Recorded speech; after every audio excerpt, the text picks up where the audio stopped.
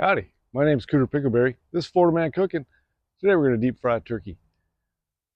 Unlike some people that may be doing that for the first time this year, I've been doing it for decades. It's the best way to go. We'll show you how to do it. We'll show you how to be safe about it without being ridiculous. Thanks so much for joining us. Welcome aboard.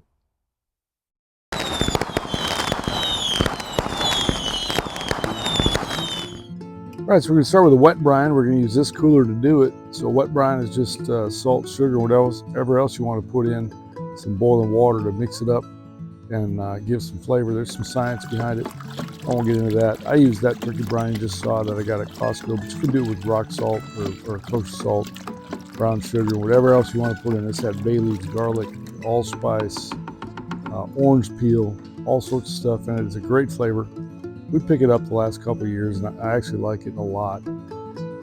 We stir that in, get it to dissolve in that boiling water. Once we're done, we want to measure the pot, make sure that the turkey fits in the pot and the oil doesn't pass the max fill line. To do that, we put the turkey in, fill it with water, pull the turkey out. After we covered it up, we pull it out and make sure that we got enough room there. So in this case, I'm using a meat tenderizing mallet because that's what was handy. Put a little pencil mark on it. And now we know that's how much oil we're going to put in once we actually start frying. We know that that's below the max fill line and it's good to go. You go a little bit above the max fill line, but not too much, otherwise it spatters all over the place. And don't let your dogs stick their face in the pot. There's the mallet.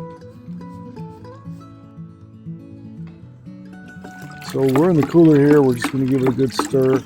Make sure that cools off. Don't put a turkey in boiling hot water. Let that sit for several hours till it cools to room temperature. Or if you want, you can add a little bit of ice before you put the turkey in and cool it off a little bit below that. We're about 24 hours prior to cooking. So you do this the day before, give that a long time to get that wet brine. That salt just brings the juice inside the meat and it keeps it juicy and delicious. I've done the Cajun injections. I like this better and not by a little bit. This is the finest way to cook the turkey I've found, and I cook a lot of turkey. There's a neck. I don't know what to do with that. So I put it in the sink and then I throw it in the garbage. Then we start digging around looking for the bibs. Some people use these things for gravy. I tend to just throw them away with the neck. Would probably make an interesting Christmas present though if you wanted to wrap that up. Oh, one other thing. Check the legs. Some turkey manufacturers will use plastic to tie the legs together. You don't want deep fried plastic, so make sure that there's nothing else on that. So that's the packet inside. That's out now. It's all clean and good. Double check it. Make sure you're not leaving any parts behind, especially plastic. We stick it in that cooler. It's got the wet brine in it. And then what we're gonna do is fill that up with ice. Lots of ice, much ice as you can get in that. Then we just set it on the back porch. Check it, I don't know, 12 hours later, make sure it's still got ice. But we just use 1 5-pound bag of ice pretty much, and that lasts until I was ready to cook.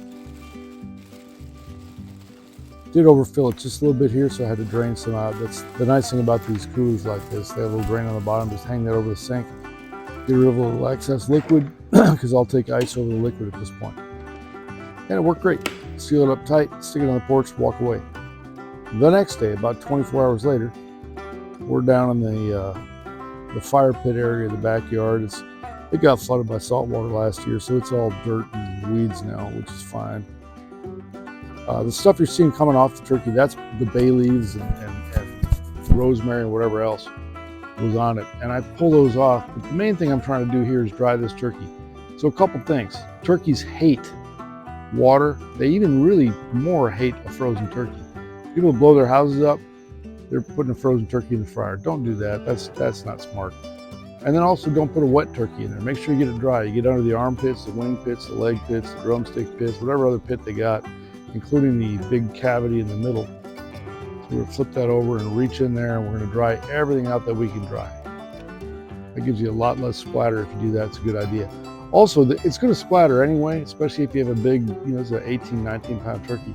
So it's gonna get a little bit of splatter. If you do this on concrete, you're gonna stain your concrete. If you do this on a dirt pile of weeds, you're going to stain your dirt pile of weeds, which in my, saltwater hillbilly way of thinking, who cares, man? So here we throw some oil in it. You notice that the fire is not on right now. If you have a fire on, you throw oil, you got a good chance of starting yourself on fire. You also notice there's a little bit of aluminum foil over that hose. That's in case anyone does leak. It hits the aluminum instead of starting the propane hose on fire. We're up to 350 degrees. That's what we're looking for. Pull that lid off. Turn the fire off. Grab a turkey and stick it in. Now, these things don't want to go in, you know, like you wouldn't want to get dunked in hot oil. They don't either. So make sure the wind's clear. Get them all the wind. Get a big sizzle here. The fire is not going right now. We started with 350 degree oil. This cools it off pretty dramatically. You can see that spit coming out. So maybe long pants and shoes wouldn't be a bad idea, but my safety Crocs and shorts seem to work on this one. I didn't get burned. And we just heat it up. Keep that temperature between 325, 350, best you can, 3 to 4 pounds, or 3 to 4 minutes per pound. And for this turkey, that worked out to about 1 hour and 6 minutes. But I checked it at 1 hour, and I was happy with where it's at. So the hook that comes with the kit, use that to pull the lid off. That lid's hot. And I'm not taking the turkey out here. I'm just pulling it up a little bit to get the temp probe in it. What you need to be in. Pretty happy with the temp. I was looking for 165 to 175. Look at that beautiful golden brown color it is. The skin is just awesome. It tastes great too. We shut the heat off before we pull the thing out because it's going to drip. And you can hear and see the sizzly drip right now.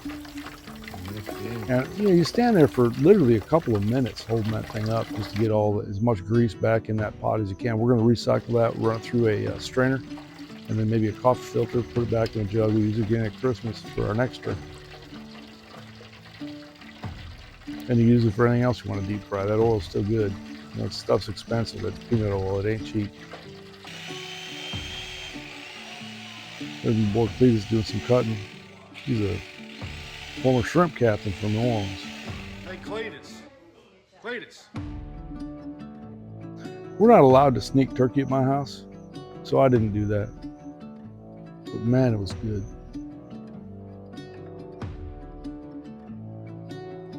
Here's all the sides the beautiful Mrs. Hannah Banana Pickleberry made, and she made a lot of them. We had quite a few people over.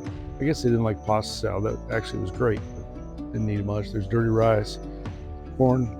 It's my son's girlfriend's mashed potatoes. That was good. There's some stone crabs, man. Those are good. A little ham, a little gravy. What's left of the turkey got gobbled quick. And then the most important thing, the can of cranberry sauce with the ripples on it. There's a fire pit and the turkey down below there. Great area to cook in. And there's the 3 Cooter Juniors. Junior, and Junior. Well, that was pretty awesome. Good dinner, great stuff, great family, great friends, great holiday. We did Thanksgiving a couple days early because I'll be traveling over the actual holiday. Don't know where yet, but it's for work. And I may or may not have Wi-Fi. If I do, I will certainly try to help anybody with any questions on how to deep fry turkey. It's really the way to go. It saves oven space, gets a beautiful brown on it. The skin's delicious. As long as you do what I show you, it's absolutely juicy and the best way to go. I love it. A couple decades of experience doing it a few times a year, and I don't plan on changing anytime soon. It's great stuff. So, like I said, any questions, hit me up, man. I'll try to find out if I can get an answer to you. I sure will. Take care. God bless. Happy Thanksgiving.